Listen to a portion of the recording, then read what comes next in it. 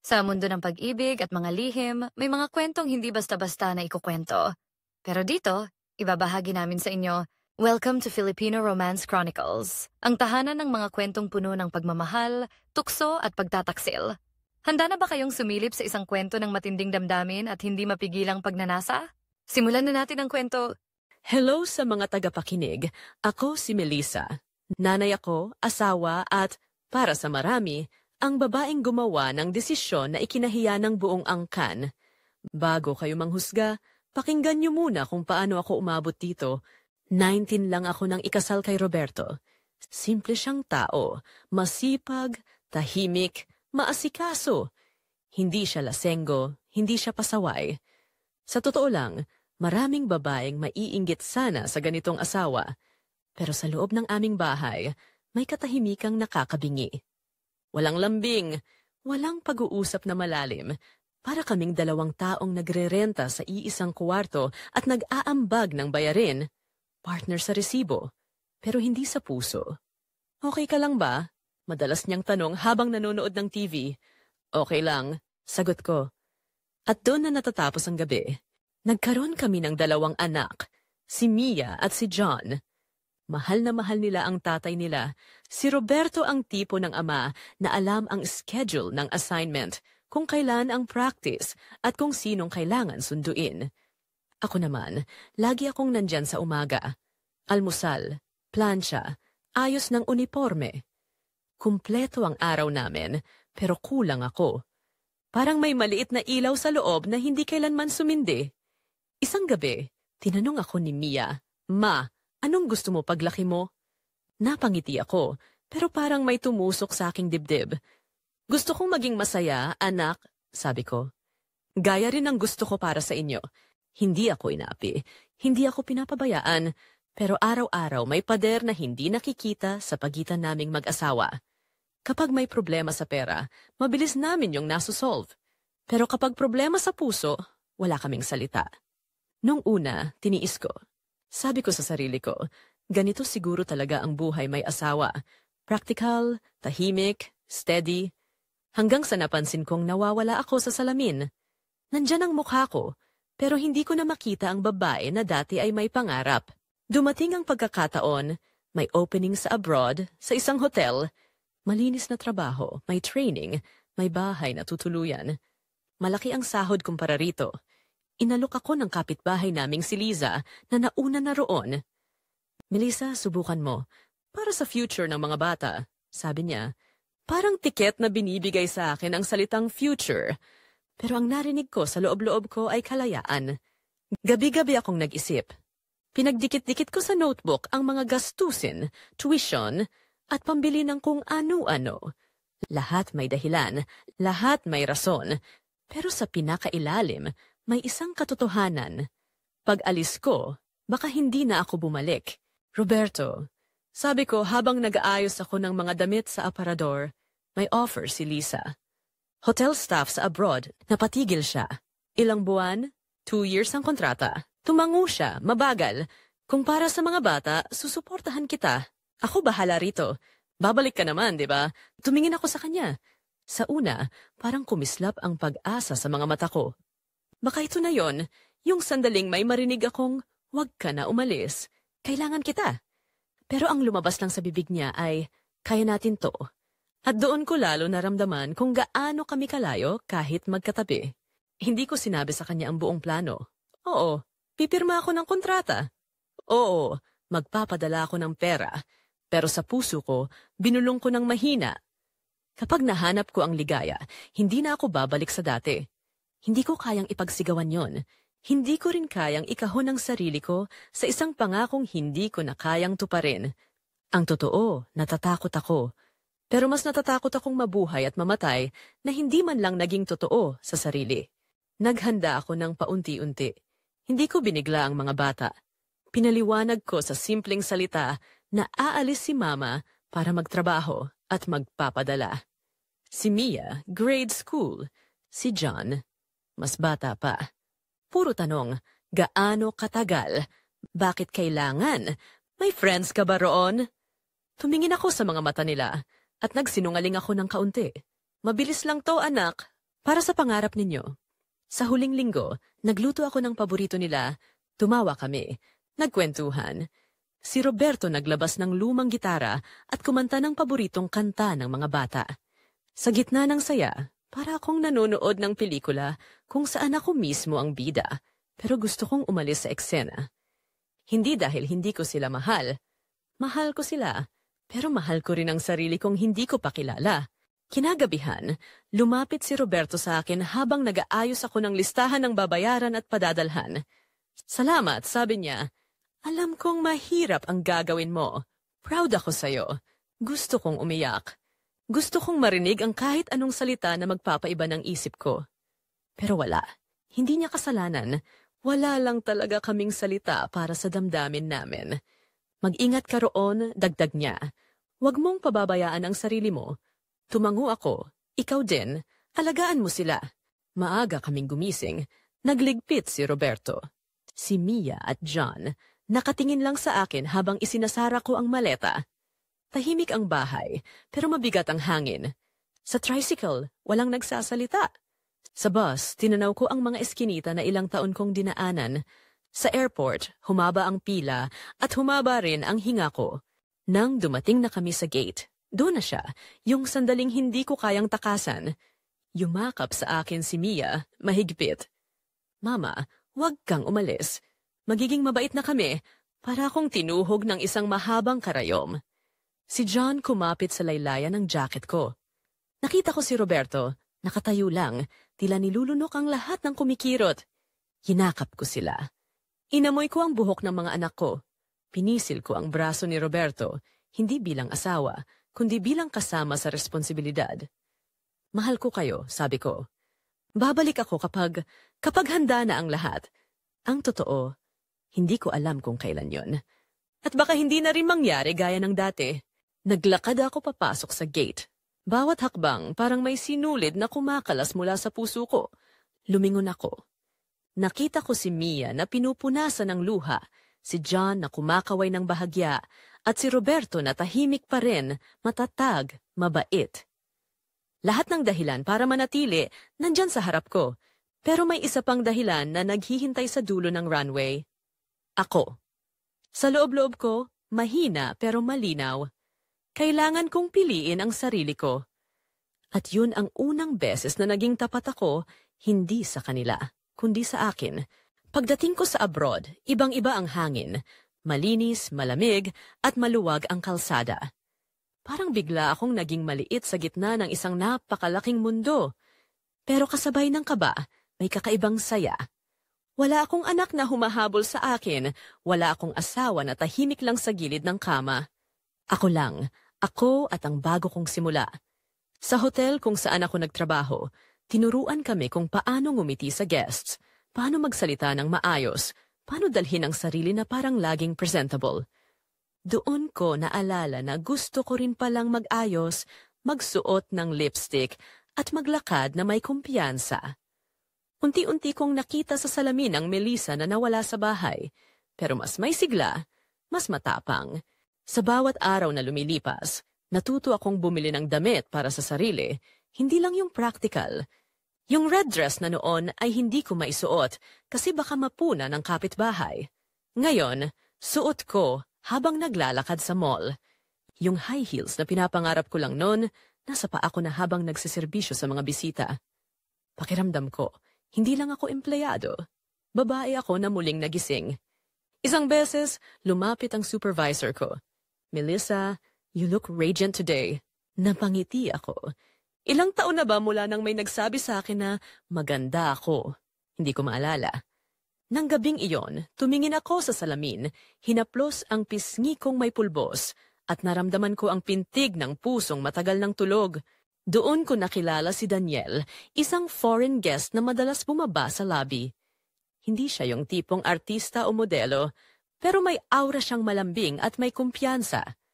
Sa unang pagkakataon na nagtagpo ang mga mata namin, para akong nabuhusan ng init na hindi ko maintindihan. Good morning, sambit niya sabay bigay ng isang maliit na box ng tsokolate. For you. You've been very kind. Nagulat ako. Ay, sir, there's no need. Pero ngumiti lang siya. It's just chocolate. And it's for the most beautiful smile I've seen today. Parang biglang nagising ang puso ko sa isang salita na matagal ko nang hinahanap. Ikaw ay maganda. Ikaw ay nakikita. Hindi natapos sa tsokolate. Madalas siyang bumaba sa lobby kahit wala namang kailangan. Can I sit here? Tatanungin niya, sabay turo sa upuang malapit sa station ko. Pinag-uusapan namin ang simpleng bagay. Kung gaano kainit sa bansa ko. Kung paano siya nag-aaral ng ilang salitang Tagalog, kung gaano niya kamahal ang pagkain dito. Pero sa bawat pag-uusap, may kakaibang kuryente. Yung tingin niya, hindi bastos, hindi mapangahas, pero para bang binabasa niya ako. At sa unang pagkakataon, may tao na nakikinig, hindi lang naririnig. Melissa, sabi niya minsan isang gabi, you deserve to be happy. I can see it in your eyes. You've been holding back. Nanahimik ako. Kasi totoo. At natakot ako na nahuli niya ang sikreto ko. Minsan, inabutan niya ako ng isang maliit na bag. Nothing fancy. Just thought of you. Pagbukas ko, isang scarf na kulay pula. Mainit, malambot, maganda. Hindi ito regalo ng isang employer sa empleyado. Regalo ito ng isang tao na nakatingin sa akin bilang babae. Daniel, sabi ko. Pero tinakpan niya agad ang bibig ko ng daliri. Shh! Just accept it. Hindi ko alam kung paano ako napapayag sa una niyang imbitasyon. Dinner lang daw, casual. Pero sa candlelight sa mesa, sa paraan ng pagtawa niya, sa simpleng "You are beautiful, Melissa," parang natutunaw ang lahat ng pader na itinayo ko. Sa unang pagkakataon, hindi ako nagmamadali umuwi pagkatapos ng trabaho. Naglakad ako pa uwi, dala ang amoy ng alak at ngiti sa mukha. Sa utak ko, paulit-ulit ang boses niya, "You are beautiful." Parang musika na hindi ko kayang kalimutan. Habang dahan-dahan akong natatangay sa atensyon ni Daniel, dumadating naman ang mga mensahe mula sa Pilipinas. Melissa, salamat sa remittance. Nag-enroll na si Mia. Baby, ang bait ng mga bata. Lagi ka nilang hinahanap. Mahal. Huwag mong kalimutan ang vitamins mo. Simple, mabait, mapagmahal.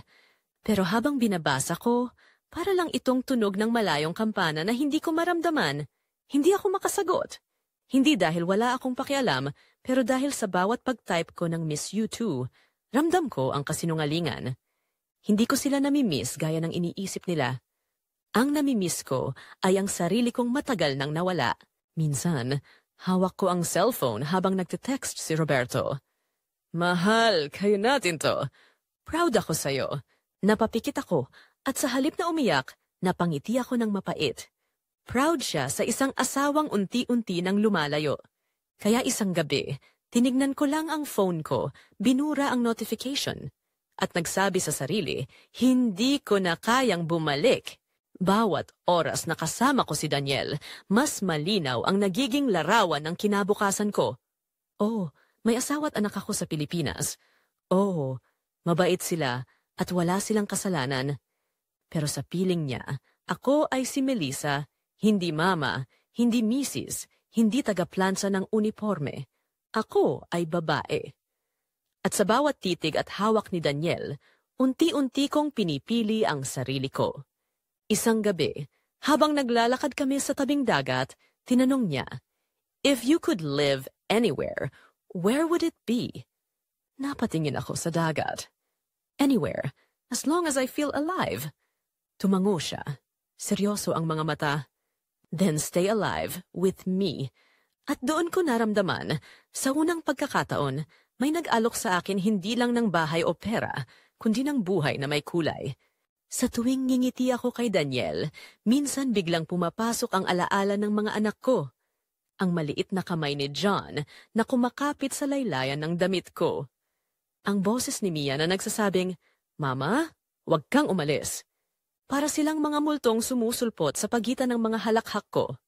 Ngunit sa halip na guilt, nararamdaman ko ang paninindigan. Kasi kahit mahal ko sila, hindi ko kayang isakripisyo ang sarili kong pagkatao. Ang nanay nila ay mahalaga, pero ang babae sa loob ko ay mas matagal nang naghihintay. Alam kong para sa marami selfish ako. Nanay ako, May 2 anak na naghihintay. Asawa ako ng isang lalaking mabait at matapat. Pero gabi-gabi, habang nakahiga sa kama ko sa dorm, iniisip ko, bakit kailangang mamatay ang babae sa loob ko para lang manatiling martir? Ako si Melissa. Babae ako, hindi martir. At iyon ang lihim na pinili kong yakapin kahit ang kapalit ay ang pagkamuhi ng buong mundo. Pagkalipas ng ilang taon, bumalik ako ng Pilipinas. Sa airport pa lang, sinalubong ako ng mainit na hangin, amoy kape, at boses ng mga pasaherong nagmamadali. Iba ang pintig ng dibdib ko, parang drum na hindi marunong tumigil. Bitbit ko ang maliit na maleta at isang payapang mukha, pero sa loob, magulo ako. Hindi ako umuwi para mag-sorry. Umuwi ako para harapin ang katotohanan. Pinili ko ang sarili ko at kaya kong panindigan yon. Sa taxi, tanaw ko ang mga billboard, jeep, at lumang eskinita na parang kilala pa rin ang bawat hakbang ko. Sa bawat kanto may alaala. Unang field trip ni Mia, unang lagnat ni John, at si Roberto na laging nasa gilid, tahimik pero present. Kumirot ang puso ko, oo. Pero huminga ako ng malalim at inalala ang tinig ni Daniel sa isip ko. Stay alive with me. Huminto ang taxi sa tapat ng bahay. May bagong pintura ang gate at mas mataas na ang kandado. Sa gilid, may tuyong halaman, parang simbolo ng buhay na iniwan ko. Naroon si Roberto sa beranda, nakaupo, naka-t-shirt na puti. Tumingin siya, pero hindi ako sinalubong. Ang mga mata niya, parang salamin, malinaw pero walang pinapakita. Pumasok ako na may puwersado ng ngiti. Nandito na ako. Okay, maikling sagot niya. Dun mo ilagay ang maleta? Walang pagyakap, walang tanong. Tanggap niya ang pag-uwi, pero hindi ako. Sa hapag may adobo, sinigang at kanin. Paborito ko nun yon. Ngayon parang wala akong panlasa. Umupo si Mia at si John. Mas matangkad na si Mia, may matapang na tindig. Si John binata na ang kilos, pero hawak pa rin ang paborito niyang baso na may cartoon design. Hi! Anak, sabi ko, dahan-dahan. Umangat ang mata ni Mia, diretso ang tingin at ibinaba ulit. Kumain ka na lang.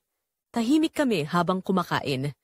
Ang tunog ng kutsara at plato mas malakas kesa salita. Sinubukan kong magbukas ng usapan. Kamusta ang school? Tanong ko. Sumagot si Mia, banayad pero matalim. Hindi ko na kailangan sagutin yan, Mama. Mas masakit pa yon kesa sa sampal. Si John naman, hindi makatingin. Pinaglalaruan lang ang kanin sa plato.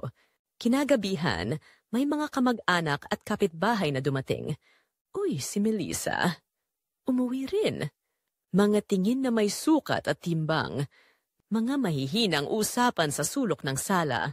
Parang maliliit na karayom na pumipitik sa balat. Siya yon, di ba? Yung sumama sa foreigner, iniwan ang mga bata. Ang tapang o ang kapal. Naririnig ko lahat pero pinanatili kong maayos ang mukha ko. Hindi ako nagpunta rito para makipagpaligsahan sa hiya. Nandito ako para magsalita ng diretso sa mga dapat kong kausapin. Naging parang maliit na selebrasyon ng gabing yon. May pansit, soft drinks, at maingay na kwentuhan ng iba. Pero sa gitna ng sala, nandoon ang katahimikan. Tumayo si Roberto, hawak ang baso ng tubig. Malalim ang buntong hininga niya bago siya nagsalita. Melissa, sabi niya, kalmado pero mabigat, hindi ko maintindihan. Wala naman akong kasalanan. Hindi ako ng babae. Hindi kita sinaktan. Bakit sila iniwan mo? Inangat ko ang aking tingin. Ang mga mata ng mga tao nakatuon sa akin na parang ilaw ng stage. Huminga ako ng malalim. Walang mali sa'yo, Roberto. Pero walang saya sa piling mo. Hindi ba't may karapatan din akong maging masaya? Umugong ang sala. May napahawak sa dibdib, may napailing, may nadismaya. Biglang tumayo si Mia. Nanginginig ang boses pero matatag. Kung mahal mo kami, hindi mo kami iiwan para sa ibang lalaki. Hindi ka nanay, ikaw ang sumira sa pamilya natin. Parang may sumabog sa loob ng dibdib ko. Si John, tahimik na umiyak. Hindi ko naalala kung kailan ko huling nakita ang luha niya. Nung maliit pa siya, umiiyak siya kapag nasusugatan ng tuhod. Ngayon, umiiyak siya para sa sugat na ako ang may gawa. Lumapit ako kay Mia. Anak, umatras siya. Huwag kang lumapit. Hindi kita kailangan. Nakatayo ako sa gitna ng sariling sala, parang bisita. Tinitigan ko ang mga anak ko. Sa isip ko, pumapasok ang mga eksena. Unang sayaw namin sa sala, unang cake na binili ko, unang gabing may lagnat si Mia at hindi ako natulog. Pero ang mga alaala, parang lumang pelikula. Itim at puti, at palaging pumipitik ang tela. Lumapit ako ng kalahating hakbang, mahal ko kayo. Pero kung ang pagmamahal ay puro sakripisyo at wala nang natitira para sa sarili kong kaligayahan, anong klaseng buhay ang matututunan niyo sa akin? Gusto kong makita niyo na pwede ring pumili ang isang babae. Kahit may sakit, kahit may pait. Pagpili? Tanong ni Mia, puno ng sama ng loob. Para sa'yo, pagpili ang tawag sa pagtaksil?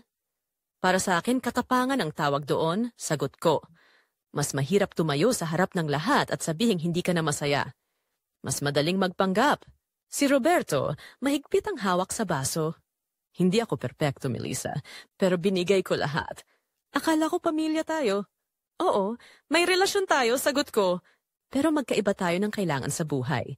Hindi ko kayang ipilit ang init na hindi na nararamdaman. Lumapit ang giant kung kilala na may matinding dila. Anong klaseng logic yan, Melissa? May asawa ka na? Hahanap ka pa ng ligaya sa iba? Wala kang hiya. Umangat ang mukha ko. Kung ang hiya ay ang manatili sa buhay na wala ng kulay, hindi ko na kaya. Mas pipiliin kong maging totoo kaysa magkunwari. Araw-araw, hindi ako bumalik para humingi ng pahintulot. Bumalik ako para tumingin sa inyo ng taas noo. May kapitbahay na napairap. Walang puso. Narinig ko. Tinanggap ko. Tumayo ako sa desisyon ko. Habang kaharap ko ang lahat, ramdam ko ang panginginig sa kamay, ang mabilis na paghinga. Pero kasabay nito, may init na umaakyat sa leeg, hindi poot, kundi lakas.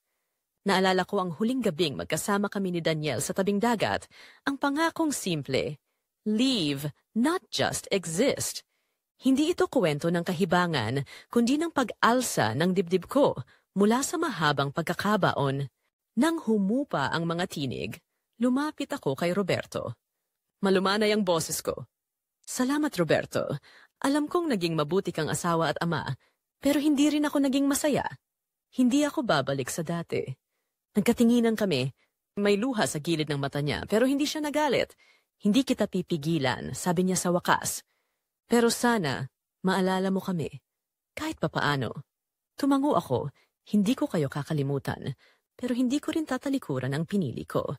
Sa kwartong dati naming pinagsaluhan, nakaupo ako sa gilid ng kama. May lumang photo frame sa mesa. Kami ni Roberto, bata pa, nakangiti. Pinagdikit ko ang mga daliri ko, pinakalma ang sarili, at nagsulat ng maikling liham para kina Mia at John. Hindi ako nagsusulat para magpaawa, hindi rin para magsorry. Paliwanag lang, kung hinanap ko ang sarili ko, hindi dahil may kulang sa inyo, kundi dahil matagal nang may kulang ang sarili ko.